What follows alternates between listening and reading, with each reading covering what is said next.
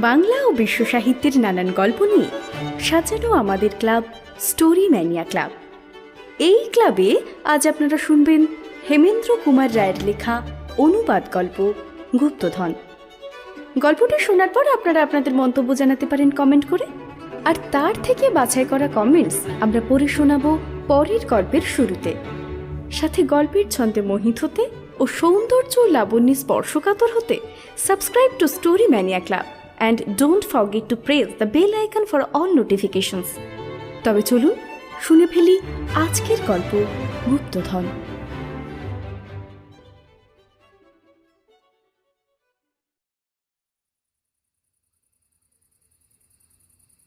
রাত তখন 3:30। রাস্তার একপাশে একখানা মোটর গাড়ি দাঁড় করানো। তার ঠিক সামনের আসনেই মূর্তির মতো স্থির হয়ে বসে আছে একটি লোক, কনস্টেবল লুইস সিলি। তিনি নিজের ঘাঁটিতে দাঁড়িয়ে দাঁড়িয়েই নজর রাখছিলেন গাড়িটির ওপরে। এমনভাবেই কেটে গেল ঘণ্টাখানেক। তারপর সিলি এগিয়ে এসে গাড়ির ভেতরে ফেলল নিজের টর্চের আলো।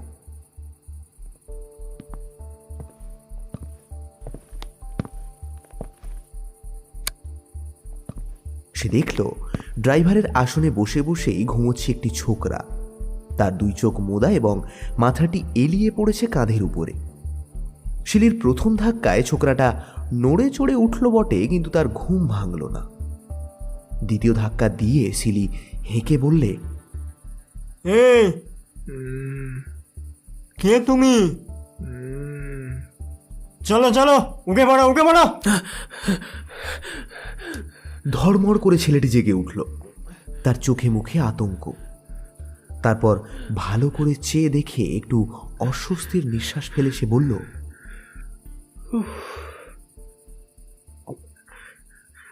তবু ভালো পুলিশ। আমি ভেবেছিলাম ডাকাত। যা ভয় পেয়ে গেছিলুম। সিলি বলল, কে বাবু তুমি? আর এখানে কি করছিলে? ঘুমিয়ে পড়েছিলাম। নাম কি নাম? ডেভিড টিঙ্গো। বয়স? 17। বাড়ি কোথায়? এই তো ক্যামডেনে। আচ্ছা, এত রাতে বাড়ি না গিয়ে রাস্তায় শুয়ে ঘুমোচ্ছিলে কেন? সিনেমা দেখে বাড়ি ফিরছিলাম, হঠাৎ চোখের পাতা ঘুমে জড়িয়ে এলো। ছোকরা জবাবগুলো দিচ্ছিল বেশ সুপ্রতিভ মুখেই। তার ভাবভঙ্গিও সন্দেহজনক নয়। কিন্তু শিলি ভাবলে, তবু বলা তো যায় না। দিনকাল যা খারাপ, চারিদিকেই চুরির পর চুরি হচ্ছে। অতএব ছোকরাকে একটু বাজিয়ে দেখা যাক। কই টিঙ্গো, তোমার গাড়ির লাইসেন্স দেখি। একটা চামড়ার ব্যাগে পড়ে লাইসেন্সখানা পকেটে রেখে দিয়েছিলাম। আজ 2 দিন হলো ব্যাগটা হারিয়ে গিয়েছে। বটে, তাহলে আমার সঙ্গে একবার থানায় চলো তো বাবু। টিঙ্গো কোনো রকম ইতস্তত না করেই শিলিকে অনুসরণ করল।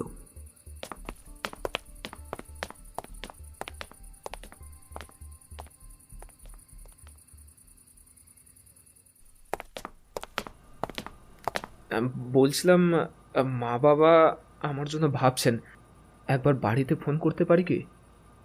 হ্যাঁ নিশ্চয়ই, ওই ঘরে ফোন আছে। টিঙ্গো চলে গেল। শিলি থানার ফাইলগুলো ঘেঁটে দেখতে লাগলো যে ডেভিড টিঙ্গো নামের কোনো ছোকরা আসামির নাম সে খুঁজে পায় কিনা। কিন্তু খোঁজাখুঁজি ব্যর্থ হলো। টিঙ্গোর কোনো নামই নেই। টিঙ্গো বলেছে তার বাসা ক্যামডেনে। সুতরাং শিলি অন্য একটা ফোনের সাহায্যে সেই এলাকার থানার কিছু কর্মচারীকে ডাকলে। ডিটেকটিভ মর্গান শিলির কাহিনী শুনে ক্যামডেন থানার ফাইল খুঁজে বললেন যে ডেভিড টিঙ্গো নামে কোনো ছোকরা কোনো দিনই এই এলাকায় ধরা পড়েনি। এবং তখনই শিলির বিশ্বাস হলো যে টিঙ্গো তাহলে দুষ্টু ছেলে নয়। সে টিঙ্গোর কাছে গিয়ে বলল, আচ্ছা, তোমার গাড়ি আপাতত থানাতেই থাক। প্রায় তো ভোর হয়ে এসছে। তা তুমি কি বাসে চড়ে বাড়ি যেতে পারবে? হ্যাঁ হ্যাঁ, পারবো। বেশ, বাড়িতে গিয়ে বাবাকে একবার থানায় ডেকে এনো। টিঙ্গো চমকে উঠল। প্রস্তাবটা মনে হয় তার পছন্দ হলো না। সে বলল, আহ, বাবা কেন? মাকে ডেকে আনলে চলবে না? কি ব্যাপার, বাবার নাম শুনে তুমি চমকে উঠলে কেন? টিঙ্গো বলল, না মানে এত ভোরে বাবাকে ডাকাডাকি করলে তিনি চটে যেতে পারেন।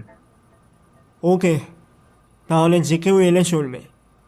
তোমার বাবা কি মা এসে যদি লাইসেন্সের কথা স্বীকার করেন তবে গাড়ি ছেড়ে দিতে আমি কোনো আপত্তি করব না। শিলি বসে বসে ভাবতে লাগলো। হ্যাঁ, সাবধানের মান নেই বলেই এত হাঙ্গামা করলাম। ছোকরা অপরাধী নয়, দেখা যাক ওর মা এসে কি বলে। আধ ঘন্টা পরেই বেজে উঠল টেলিফোনের ঘন্টা। সিলি রিসিভারটা তুলে নিয়ে বললে,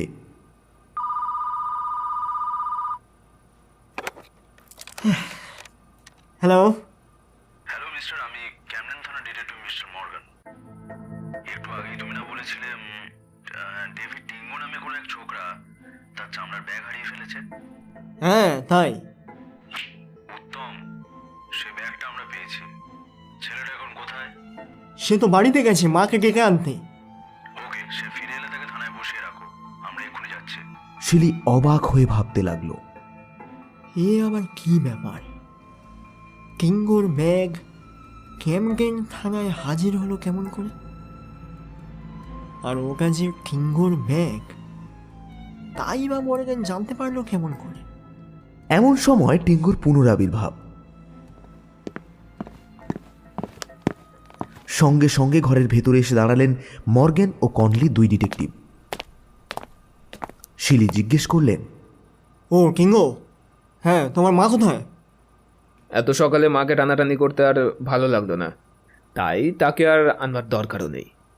হোয়াট? কেন? কারণ ভুলটা আমিই করেছিলাম, ব্যাগে নয়। লাইসেন্সটা ছিল আমার বাড়ির ভিতরেই। এই নিন। লাইসেন্সের ওপর চোখ বুলিয়ে নিয়ে সিলি বললে,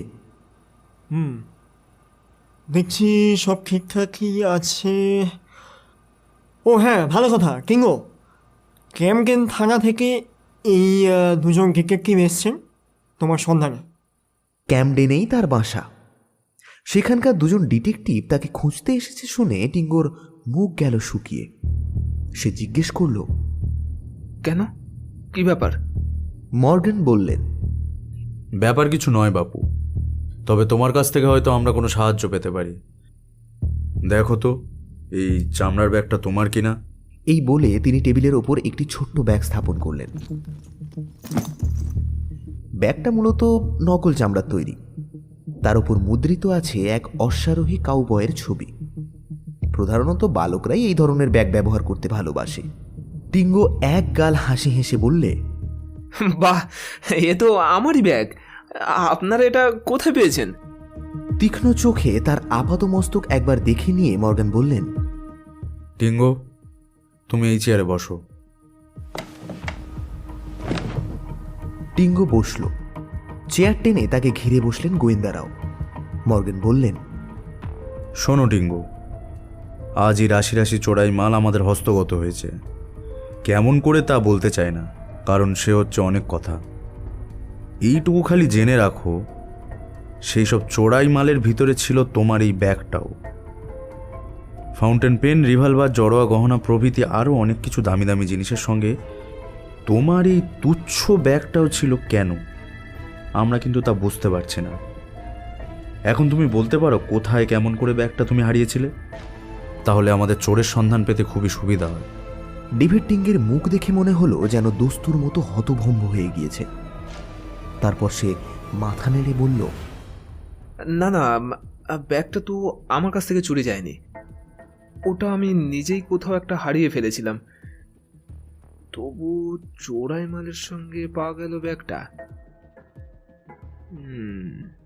ভারী আজব ব্যাপার তো। মর্গ্যান বললেন, ব্যাগটা হয়তো তোমার কাছ থেকেই চুরি গিয়েছে, অথচ আমি টের পাইনি। আশ্চর্য কি, হয়তো চোরটা তোমার পকেট মেরে সরে পড়েছিল। টিঙ্গো আবার মাথা নেড়ে জানালো, না। মর্গান বললেন, আচ্ছা, তোমার ব্যাগটা কবে হারিয়ে গিয়েছিল? এই দিন 2-3 আগে। তোমার ঠিক মনে আছে? হ্যাঁ, অন্তত ওই গেল 2 দিন আগে থেকে ব্যাগটা খুঁজে পাচ্ছি না। মর্গান পকেট থেকে একটা ট্রলি হস্তান্তর পত্র বার করে বললেন, এখানে কি তোমার? নিশ্চয়ই, যদিও কাগজখানা আমি এখনো ব্যবহার করিনি। মর্গান বললেন।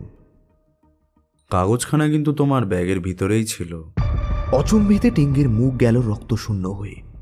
সে বলে উঠল, না না, ও কাগজখানা আমার নয়।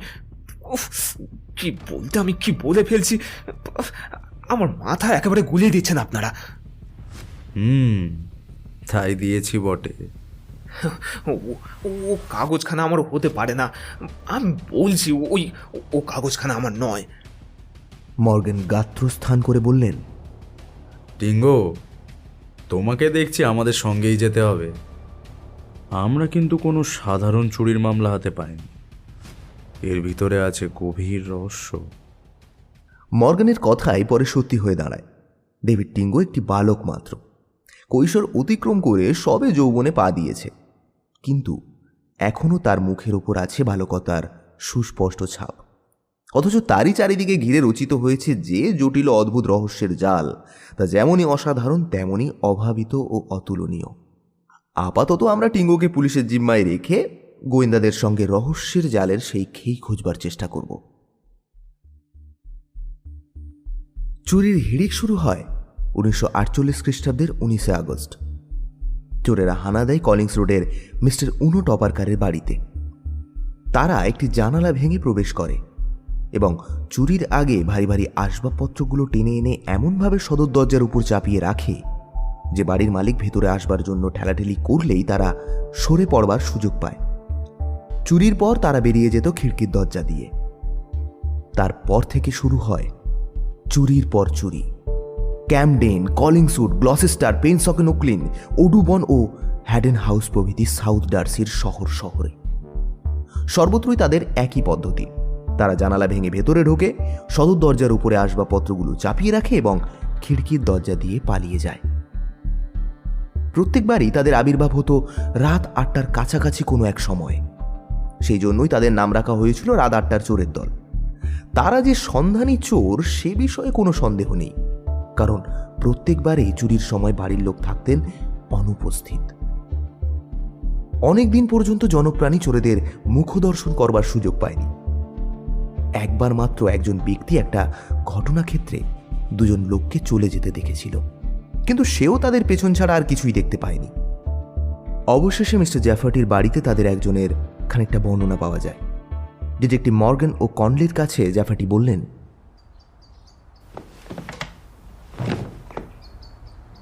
বাড়ির অন্য লোকেরা সিনেমা দেখতে গিয়েছিল। আমি সবে মাত্র আলো নিভিয়ে শুয়ে ঘুমিয়েও পড়েছিলাম, কিন্তু রাত যখন 8:15 তখন একতলায় কি একটা শব্দ হয়, আমার ঘুমও ভেঙে যায়। আমি বিছানা থেকে নেমে পা টিপে টিপে গিয়ে সিঁড়ির আলো জ্বেলে দিয়ে দেখি নিচে একটা লোক দাঁড়িয়ে ঊর্ধ্ব মুখে তাকিয়ে আছে আমার পানে। সে আমায় শাসিয়ে বললে, খবরদার টু শব্দটি করো না। পর মুহূর্তেই সে সাত করে নিজের পকেটে হাত চালিয়ে দিল। আমি ভাবলাম, এই রে, এইবারে বুঝি সে রিভলভার বার করে, কিন্তু তারপর সে রিভলভার বার করলো না, কিন্তু পকেট থেকে নিজের হাত বার করে আমার দিকে একটা আঙ্গুল নির্দেশ করে তালুতে জিভ লাগিয়ে একটা শব্দ উচ্চারণ করলো। তারপরেই সে খিলখিল করে হেসে উঠে এক ছুটে বাড়ির বাইরে পালিয়ে গেল। আমি নিচে নেমে গিয়ে দেখি আমার আসবাবপত্রগুলো স্থানচ্যুত হয়েছে বটে, কিন্তু চোর সেগুলো সদর দরজা পর্যন্ত নিয়ে যাওয়ার সময় পায়নি। হ্যাঁ, আর একটা জানালাও ভাঙা ছিল। গোয়েন্দারা চোরের চেহারার বর্ণনা জানতে চাইলেন। জ্যাফার্টি বললেন, তার বয়স এই 19-20-এর মধ্যেই হবে। হ্যাঁ, মাথার উচ্চতা হবে আন্দাজ 5.5 ফুট, দেহের ওজন 2 মণের বেশি হবে না। তার মাথায় লম্বা লম্বা চুল, সরু নাক আর দুগালের হাড় একটু উঁচু। হ্যাঁ, তার চোখ দুটো একটু ছোট ছোট। সব থানাতেই জেলখাটা বিখ্যাত বা অবিখ্যাত অসংখ্য আসামিদের ফটো সংগ্রহ করে রাখা হয়। গোয়েন্দারা বললেন, লোকটার ছবি দেখালে আপনি চিনতে পারবেন? হ্যাঁ, পারবো। জ্যাফার্ডিকে ছবির বইগুলোর সামনে নিয়ে গিয়ে বসিয়ে দেওয়া হলো। গাদা গাদা বই। কয়েক ঘন্টা পরে ছবি দেখা শেষ করে তিনি উঠে দাঁড়িয়ে বললেন, না, আমার বাড়িতে যে অনাহুত অতিথি এসেছিল এর মধ্যে তার ছবি নেই। ঘটনার পরের দিনের কথা। গ্লসেস্টারের একখানা বাড়িতে গিয়ে হানা দেয় রাত 8টার চোরের দল। তার পরের দিনই কলিংসউডে হলো আবার তাদের আবির্ভাব। এ পর্যন্ত তারা যেসব নগদ টাকা জড়োয়া গহনা, রেডিও ও ঘড়ি প্রভৃতি সরিয়ে ফেলতে পেরেছে তার মোট দাম হবে 35,000 টাকার চেয়েও বেশি। পুলিশের অবস্থা অত্যন্ত অসহায়। তারা উদ্ভ্রান্তের মতো ছোটাছুটি করছে। প্রাণপণের চেষ্টা ও তদন্তি কিছুই বাকি রাখছে না। তবুও নিয়মিতভাবেই চুরি হচ্ছে, আজ এখানে, কাল ওখানে, যেখানে সেখানে। পুলিশ তারপর কি করবে তা জানতে পেরেই চোরের দল পুলিশের আগেই গিয়ে আবির্ভূত হচ্ছে সেই সকল ঘটনাক্ষেত্রে। পুলিশের খাতায় ছাড়া পাওয়া যত দাগি চোরের নাম আছে তাদের ভিতর থেকে প্রত্যেক সন্দেহজনক ব্যক্তিকে আবার ধরে এনে খোঁজখবর নেওয়া হলো। রাতে পথে পথে চৌকিদারের সংখ্যা বাড়িয়ে দেওয়া হলো। যেসব দোকানে লোকে জিনিসপত্র বাঁধা রাখে বা বিক্রি করে সেখানে খানা তল্লাশি করেও একটি মাত্র চোরাই মাল পাওয়া গেল না। চোরেরা যদি না চুরির পদ্ধতি বদলায় আর রাত 8টার চুরি করার অভ্যাস না ছাড়ে, তবে একদিন না একদিন আমাদের হাতের মুঠোর ভিতরে তাদের আসতে হবেই। তারপর 1949 খ্রিস্টাব্দের 2রা জানুয়ারি 67 বছরের বৃদ্ধ জর্জ ব্রাউন রাজপথ দিয়ে যেতে যেতে আক্রান্ত হলেন দুজন গুন্ডার দ্বারা। একটা গুন্ডা রিভলভার দেখিয়ে টাকা দাবি করে। ব্রাউন প্রতিবাদ করাতে সে রিভলভারের বাড়ি মেরে তার মাথা এবং মুখ ক্ষত বিক্ষত করে দেয় এবং তিনি মাটির ওপর পড়ে যান প্রায় অচৈতন্যের মতো। পুলিশ হাসপাতালে গিয়ে ব্রাউনের কাছ থেকে যে আততায়ীর বর্ণনা সংগ্রহ করলে তার সঙ্গে হুবহু মিলে যায় জ্যাফার্টির দ্বারা বর্ণিত চোরের চেহারা। অধিকতর উল্লেখযোগ্য হচ্ছে ঘটনাটা ঘটেছিল প্রায় রাত 8টার সময়। মর্গান বললেন, একই লোকের কীর্তি মনে হচ্ছে। কনলি মাথা নেড়ে বললেন, কিন্তু আচমকা এই নতুন পদ্ধতিটা আমার ভালো লাগছে না। কোথায় বাড়িতে বাড়িতে চুরি আর কোথায় রাজপথে রাহাজানি। চোরেরা সাধারণত নিজেদের এক বিষয় বিশেষজ্ঞ বলে মনে করে, সহসা তারা নিজেদের পদ্ধতি বদলায় না। তবু বর্তমান ক্ষেত্রে সময় আর চেহারার যে মিল দেখছি, তাও উপেক্ষা করা চলে না। এক টানা চলতে লাগলো চুরির পর চুরি। চোরের হাত যেন দম দেওয়া ঘড়ির কাঁটার মতো। নির্দিষ্ট সময় করেন নির্দিষ্ট কর্তব্য পালন।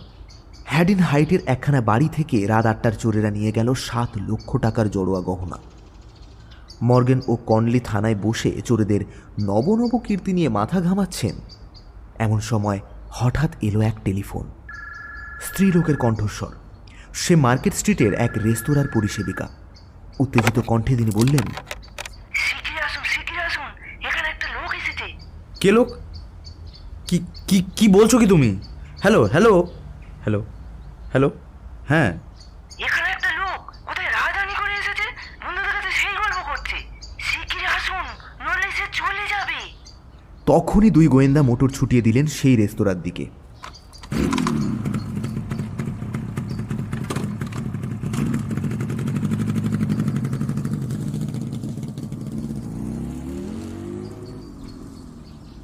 পরিসেবিকা রেস্তোরাঁর দরজাতেই দাঁড়িয়েছিলেন পুলিশের অপেক্ষায়। তারা সেখানে আসা মাত্রই তিনি অঙ্গুলি নির্দেশ করে এক ব্যক্তিকে দেখিয়ে দিলেন। সে তখন সবেমাত্র বাইরে বেরিয়ে পথের উপরে এসে দাঁড়িয়েছে। তার পথ রোধ করে এসে দাঁড়ালেন গোয়েন্দারা। সচমকে সে বললে, কি চান আপনারা? আমরা পুলিশ। সে ভয়ে ভয়ে বললে, তাই নাকি? বলুন বলুন। মর্গান বললেন, তুমি কোথায় গিয়ে রাহাজানি করেছো এতক্ষণ সেই গল্প বলছিলে? আমরাও গল্পটা শুনতে চাই। রাহাজানি? হ্যাঁ হ্যাঁ, রাহাজানি। এতক্ষণ তাই নিয়ে যে খুব মুখসাবাসি করছিলে। মুখসাবাসী? আরে বন্ধু বান্ধবের কাছে অনেকেই মুখের কথায় রাজা উজির মারতে চায়। তা কি আপনারা জানেন না? আমি যা বলেছিলাম সব বাজে বানানো কথা। তোমার নাম? অ্যান্ডি ক্লিং। আমাদের সঙ্গে থানায় চলো। ব্যান্ডেজ বাঁধা অবস্থায় বৃদ্ধ জর্জ ব্রাউনকে থানায় ডেকে আনা হলো। ক্লিংকে আরও কয়েকজন লোকের সঙ্গে দাঁড় করিয়ে দিয়ে গোয়েন্দা জিজ্ঞেস করলেন, মিস্টার ব্রাউন, দোসরা জানুয়ারিতে যে লোকটা আপনাকে রিভলভার দিয়ে মেরে আঘাত করেছিল, দেখুন তো সেই দলের মধ্যে আছে কিনা। ব্রাউন মিনিট কয়েক ভালো করে লক্ষ্য করে দেখলেন এবং তারপর তিনি দেখিয়ে দিলেন অ্যান্ডি ক্লিংকে। ক্লিং যেন একেবারেই স্তম্ভিত। তারপর সে আর্তকণ্ঠে বলে উঠল, আরে না না, এ সত্য নয়, ওনার কোথাও একটা ভুল হচ্ছে। ব্রাউন বললেন, অসম্ভব। আমি যদি আরো 10 লক্ষ বছর বাঁচি তাহলেও তোমার মুখ জীবনে ভুলতে পারবো না। কনলির জামার হাত চেপে ধরে ক্লিং বললে, আমার কথা বিশ্বাস করুন, এ ভদ্রলোক কি বলছে আমি কিছুই বুঝতে পারছি না। কনলি বললেন, উনি তোমাকে শনাক্ত করেছেন, তবু তুমি দোষ স্বীকার করছো না কেন? ক্লিং বললে, যে দোষ আমি করেই নেই তা আমাকেই স্বীকার করতে হবে। সেদিন তোমার সঙ্গে আর একজন লোক ছিল। কে সে? আরে কেউই না। আমি যখন ঘটনাস্থলে ছিলাম না তখন সেখানে আবার কে থাকবে? এই যে রাত 8টায় চুরি, এর সম্বন্ধে তুমি কি জানো? মানে আপনি কি বলতে চান? আমার বিরুদ্ধে আরও সব চুরির মামলা আছে নাকি? গোয়েন্দারা এমনই সব প্রশ্নের পর প্রশ্ন করতে লাগলেন, কিন্তু ক্লিংয়ের কাছ থেকে কোনো স্বীকারোক্তি আদায় করতে পারলেন না। তার একই কথা, সে ব্রাউনকে আক্রমণ করেনি এবং রাত 8টার চুরির সম্বন্ধে বিন্দু বিসর্গও সে জানে না। গোয়েন্দারা বুঝলেন ব্রাউনের মামলায় ক্লিংকে দোষী সাব্যস্ত করা যেতেই পারে, কিন্তু রাত 8টার চুরির মামলায় তার বিরুদ্ধে কিছুই প্রমাণিত হয়নি। তাই জ্যাফার্ডিকে ডেকে আনা হলো। সর্বপ্রথমে যার সঙ্গে রাত 8টার চোরেদের একজনের মুখোমুখি দেখা হয়ে গিয়েছিল, তিনিও কয়েকজন লোকের ভেতর থেকে ক্লিংকে বেছে নিয়ে বললেন, এই এই এই এই লোকটি সেই চোরটার মতো দেখতে বটে, কিন্তু এই ভিন্ন লোক হতে পারে। তাহলে আপনি ঠিক শনাক্ত করতে পারছেন না? প্রায় তাই তো বটে, কিন্তু চোরের চেহারার সঙ্গে কিন্তু এর অনেক মিল আছে। এর বেশি আমি আর কিছু বলতে পারবো না। ক্লিংকে রাহাজানির মামলায় বিনা জামিনে ধরে রাখা হলো। মর্গান বললেন, ক্লিং তো বন্দি। এখন দেখা যাক যে এর পরেও রাত 8টার চুরিটা বন্ধ হয় কিনা। এবারে তা যদি হয় তাহলে বুঝে নিতে হবে যে ক্লিং সত্যিই চুরিগুলির সাথে জড়িত ছিল। এপারে ক্যামডেন, ওপারে ফিলাডেলফিয়া, এবং এই দুই শহরের মাঝখান দিয়ে বয়ে যায় ডেলিওয়ার নদী। নদী পার হয়ে অপরাধীরা দুই শহরে গিয়েই উৎপাত করে এবং নদী পার হয়েই গোয়েন্দাদেরও দুই শহরে গিয়ে কাজ করতে হয়। কিন্তু ফিলাডেলফিয়ায় এ পর্যন্ত রাত 8টায় চোরেদের কোনো উপদ্রব হয়নি। তার বদলে ঘটতে লাগলো অন্যরকম সব ঘটনা। আদালতে যেদিন অ্যান্ডি ক্লিংয়ের মামলা, ঠিক সেই তারিখেই ফিলাডেলফিয়ায় ডাক্তার গ্রুয়েস যখন নিজের ডিসপেন্সারিতে বসে আছেন, ঠিক তখনই দুজন লোক এসে তার কাছে সর্দি কাশির ওষুধ চায়। ডাক্তার গ্রুয়েস তাদের সঙ্গে কথা বলছেন, ঠিক এমন সময় এক লোক রিভলভার বার করে তাকে বললে, তোমার কাছে টাকা করি কি আছে দাও। ডাক্তার বিনা বাক্য ব্যয়ে নিজের ব্যাগ থেকে 200 টাকা বার করে তাদের দেয়, কিন্তু তবুও অকারণেই তারা তাদের রিভলভার বার করে নির্দয়ভাবে প্রহার করে এবং অদৃশ্য হয়ে যায়। পুলিশ ভাবলে স্থানীয় অপরাধীর কীর্তি।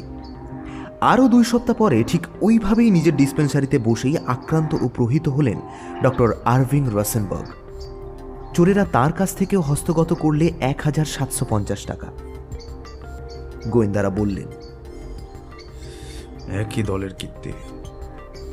2 সপ্তাহ পরে স্থানান্তরে আবার সেই একই কাণ্ড। এবার স্টার্লি বক নামে এক ডাক্তারের পালা। প্রত্যেক ক্ষেত্রেই আবির্ভূত হয়েছিল 2 জন করে এবং প্রত্যেক ডাক্তারের কাছ থেকেও পাওয়া গিয়েছিল তাদের চেহারার বর্ণনা। কিন্তু পুলিশ তবুও কোনো অপরাধীর নাগাল পেল না। এদিকে অ্যান্ডি ক্লিং যখন বাস করছে ক্যামডেনের জেলখানায়, তখনও বন্ধ হলো না রাত 8টার চুরিগুলো। সত্যি কথা বলতে কি, আদালতে যেদিন উঠল অ্যান্ডি ক্লিংয়ের মামলা, ঠিক সেদিনই রাত 8টার সময় চোরের দল হানা দিয়েছিল কলিংস উডের একখানা বাড়িতে, এবং যাওয়ার সময় পেছনে ফেলে গিয়েছিল তাদের বিখ্যাত ট্রেডমার্ক, সেই ভাঙা জানালা এবং সেই খোলা খিড়কির দরজা। কনলি বললেন, কিছুই বুঝতে পারছি না, আমি কিছুই বুঝতে পারছি না। মর্গান বললেন, না না না কনলি, না হচ্ছে না কনলি।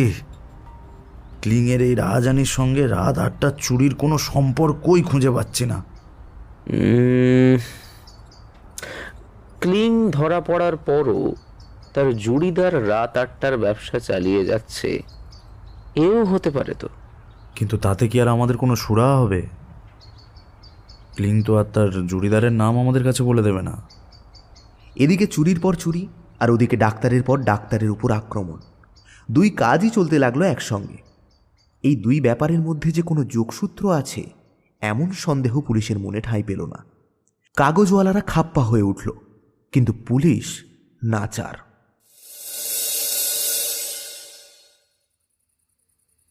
ডাক্তার হেরোশিয়া ক্যাম্বেল ডিসপেন্সারিতে উপবিষ্ট। বাইরে থেকে দরজায় পড়ল কড়াঘাত। তিনি উঠে দরজা খুলে দেখলেন 3 জন লোক বাইরে বেঞ্চের উপর পাশাপাশি বসে আছে। একজন উঠে দাঁড়িয়ে বললেন,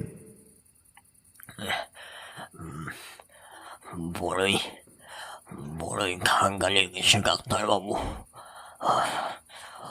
ওষুধ টষুধ কিছু নিতে পারেন?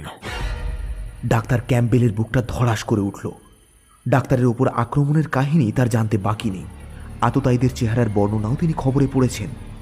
এই 3 জনের মধ্যে 2 জনের চেহারা সেই বর্ণনার সঙ্গে অবিকল মিলে যায়। কোনো রকমে বুকের কাঁপুনি থামিয়ে শান্তভাবে তিনি বললেন, আপনি অপেক্ষা করুন, আমি এখনই এর ব্যবস্থা করে দিচ্ছি। ঘরের ভিতরে ফিরে এসে তিনি ধারণা করলেন এক টেলিফোন যন্ত্রের। তারপরেই তিনি ফোন করলেন সোজা থানায়। তারপর কাটল 1 মিনিট, 2 মিনিট, 3 মিনিট। প্রত্যেকটা মিনিটকে সুদীর্ঘ। প্রত্যেক মিনিটে ডাক্তারের ভয় হয়, এই বুঝে ডাকাতের দল হুড়মুড়িয়ে ঘরে ঢুকে রিভলভার হাতে করে তার উপর ঝাঁপিয়ে পড়ে। 4 মিনিট, 5 মিনিট। অবশেষে ঘরের বাইরে শোনা গেল কাদের কর্তৃত্বপূর্ণ কণ্ঠস্বর। ডাক্তার বাইরে এসে স্বস্তির নিঃশ্বাস ফেলে বাঁচলেন। তিনি দেখলেন 2 জন পুলিশ কর্মচারী দাঁড়িয়ে। পরিচয় জিজ্ঞেস করে জানা গেল 3 জন সন্দেহজনক আগন্তুকের মধ্যে 2 জন হচ্ছে সহোদর, নাম ওয়াল্টার ও ড্যানিয়েল গ্লেনন, এবং তৃতীয় ব্যক্তি হচ্ছে তাদের স্যালকম, ওয়াল্টার স্যামসন। গোয়েন্দারা জিজ্ঞেস করলেন, তোমরা এখানে কি করতে এসেছো? স্যামসানের ঠান্ডা লেগেছে, তাই আমরা ওষুধ নিতে এসেছি। কিন্তু স্যামসনের ঠান্ডা লাগার কোনো লক্ষণ তো আমি দেখতে পাচ্ছি না। ঠান্ডা লেগেছে আমার বুকের ভেতরে, আপনারা তা যদি দেখতে না পান সেজন্য তো আমি দায়ী নই। বেশ, তবে থানায় চলো। যে 3 জন ডাক্তার আক্রান্ত হয়েছিলেন তাদের মধ্যে 2 জনের পাত্তা পাওয়া গেল। ডাক্তার বক কিছুক্ষণ লোক 3 জনের দিকে তাকিয়ে ওয়াল্টার গ্লেননকে শনাক্ত করলেন এবং ওয়াল্টার স্যামসনের সম্বন্ধে বললেন, ওকে দ্বিতীয় ব্যক্তির মতো দেখতে বটে, কিন্তু আমি এখন হলপ করে কিছু বলতে পারবো না। ডাক্তার রাসেনবার্গও ওয়াল্টার গ্লেননকে শনাক্ত করলেন এবং ড্যানিয়েল গ্লেনন সম্বন্ধে বললেন, এর সঙ্গে দ্বিতীয় কোনো ব্যক্তির মিল আছে বলে আমার মনে হচ্ছে। 3 জন আসামি প্রবল প্রতিবাদে জানালো তারা সম্পূর্ণরূপেই নিরপরাধ এবং 2 জন ডাক্তারকে তারা জীবনে কখনো চোখেও দেখেনি। তাদের ওপর বিনা জমিনে হাজতবাসের হুকুম হলো। এদিকে ফিলাডেলফিয়ার ওয়াল্টার গ্লেনন ক্রমাগত প্রতিবাদ করছে, আমি নিরপরাধ, ডাক্তারদের আমি আক্রমণ করিনি স্যার, বিশ্বাস করুন স্যার, প্লিজ বিশ্বাস করুন। ক্যামডেনের অ্যান্ডেকলিংয়ের মুখেও ওই একই কথা। আমি নিরপরাধ, মিস্টার ব্রাউনের উপর আমি হানা দিইনি, বিশ্বাস করুন স্যার। অথচ আক্রান্ত ব্যক্তিরা তাদের দুজনকেই নিশ্চিত রূপে শনাক্ত করতে পেরেছেন। আর এদিকে রাত 8টার চোরের দল নিজেদের ব্যবসা চালিয়ে যাচ্ছে পরিপূর্ণ উৎসাহে।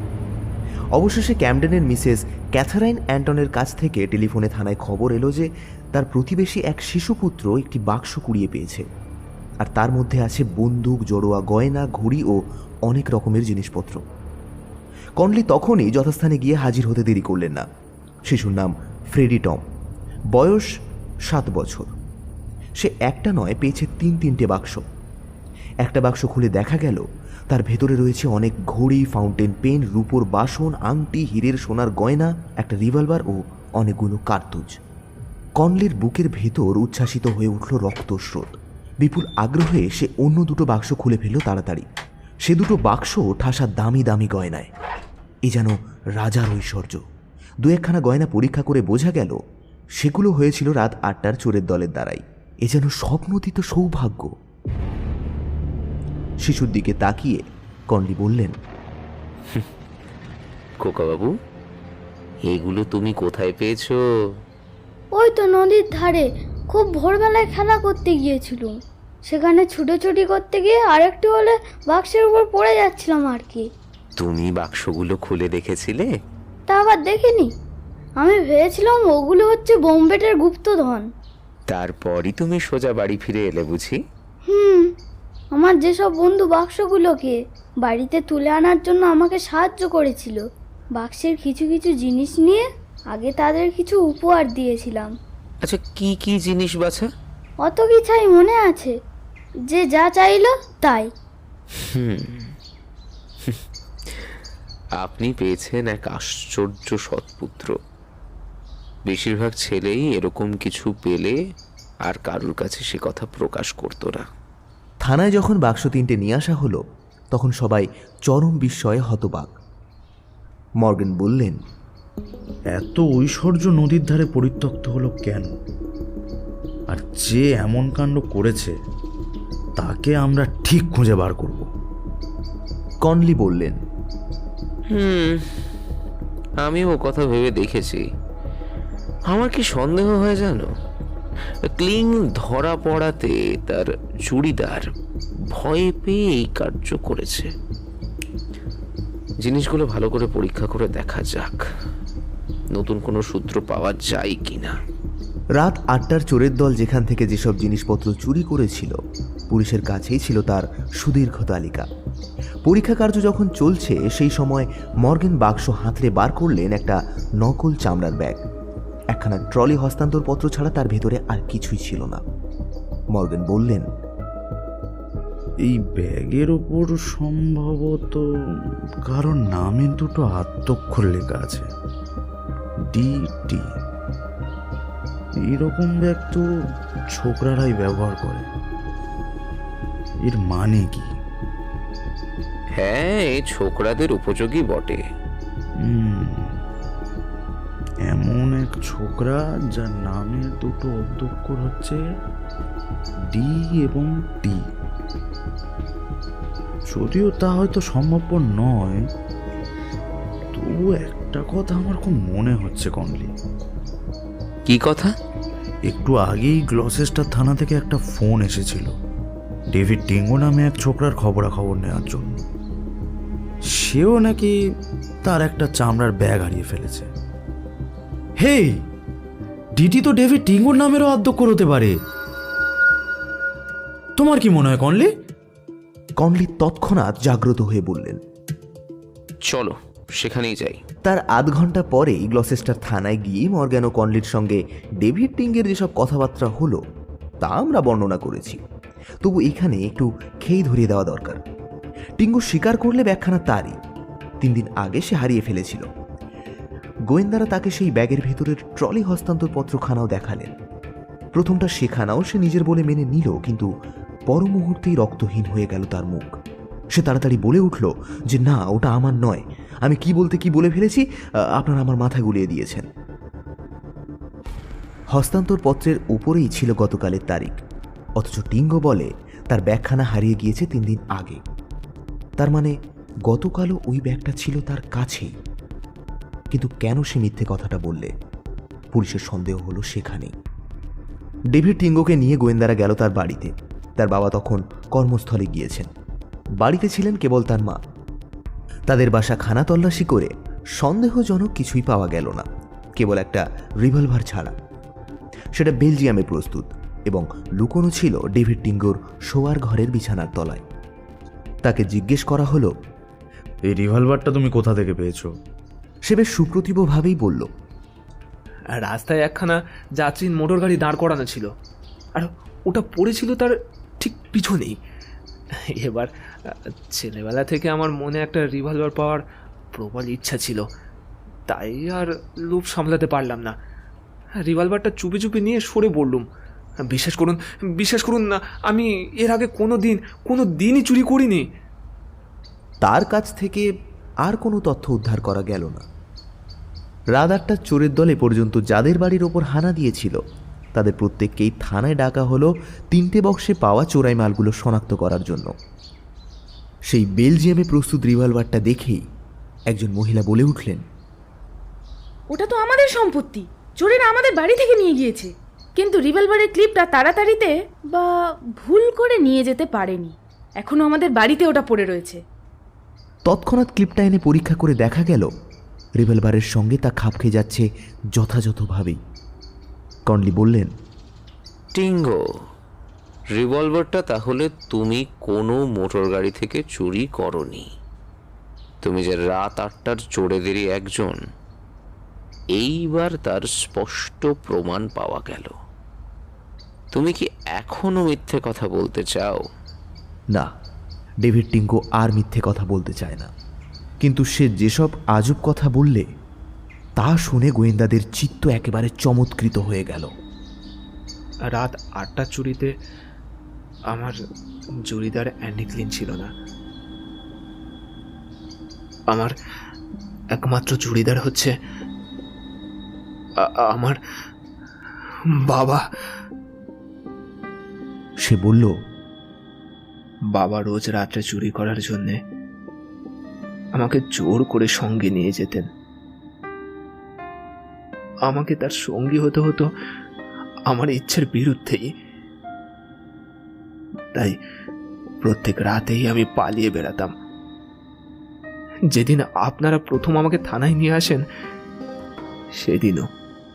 সেদিনও আমি বাবার ভয়ে রাত্রে মোটরে শুয়ে ঘুমোচ্ছিলাম। সেই রাত্রেই ডেভিড টিঙ্গের বাবা ধরা পড়ল। তার নাম বেঞ্জামিন টিঙ্গো। ধরা পড়েই সে অপরাধ স্বীকার করতে একটু ইতস্তত করলে না। সে এক অদ্ভুত চরিত্রের লোক, যেন সত্যিকারের ডক্টর জেকেল ও মিস্টার হাইড। দিনের বেলা ভালো চাকরি করে, মাইনেও পায় হপ্তায় 500 টাকা। সকলেই তাকে অত্যন্ত সাধু, ভদ্র এবং নম্র প্রকৃতির মানুষ বলেই জানে। সে একটু ধর্মভীরু। নিজের বাড়িতেই প্রত্যেক ঘরে রাখে একখানা করে বাইবেল। সেই নিজের বাড়ির গুপ্তস্থান থেকে আরও 40,000 টাকার চোরাই মাল বার করে দিয়ে বললে, পুলিশ চারিদিকে ধরপাকড় করছে বলে ভয় পেয়ে আমি ওই 3 বাক্স চোরাই মাল নদীর ধারে ফেলে দিয়েছিল। সেই সঙ্গে ভুলক্রমে পড়ে গিয়েছিল আমার ছেলের চামড়ার ব্যাগটাও। কিন্তু এখনো গোয়েন্দাদের জন্য অপেক্ষা করছিল আরও নতুন নতুন বিষয়। বেঞ্জামিন টিঙ্গো নিজেই বললেন, ফিলাডেলফিয়ার ডাক্তারদের উপর হানা দিয়েছিল আমরাই। ডেভিড টিঙ্গো বললে,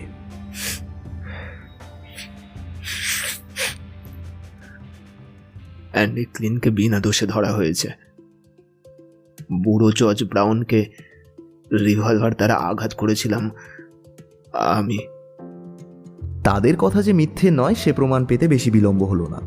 নির্দোষ ব্যক্তিরা মুক্তি লাভ করলো এবং আসামিরা গেল কারাগারে। আর সেই ছোট্ট জর্জ ফ্রেডি টম যে আবিষ্কার করেছিল চোরাই মালের বাক্স 3টে, সে উপহার স্বরূপ লাভ করলো একটি বাইসাইকেল।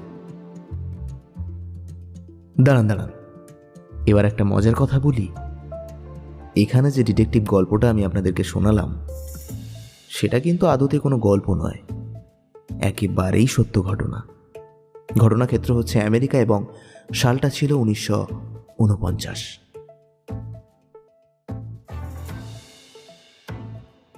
এতক্ষণ শুনছিলেন লেখক হেমেন্দ্র কুমার রায়ের কলমে গুপ্তধন। গল্পের সাউন্ড ডিজাইনে অভিজিৎ এবং পোস্টার ডিজাইনে রাজ। এছাড়াও বিভিন্ন চরিত্রে অভিজিৎ, পথিক, তুহিন, রিভু, ঋষভ, শান্তা, দিব্যেন্দু, তুফান, রাজ, শুভ্র, রকি, ঋত্বিক, বিহান এবং সুস্মিতা। এখন এই পর্যন্তই। পরবর্তীতে ভিন্ন স্বাদের গল্প নিয়ে ফিরছি খুব শীঘ্রই। ততক্ষণ শুনতে থাকুন, শোনাতে থাকুন আমার প্রিয়, আপনার প্রিয় স্টোরি ম্যানিয়া ক্লাব। সাথে সুস্থ থাকুন এবং ভীষণ ভীষণ ভালো থাকুন। ধন্যবাদ।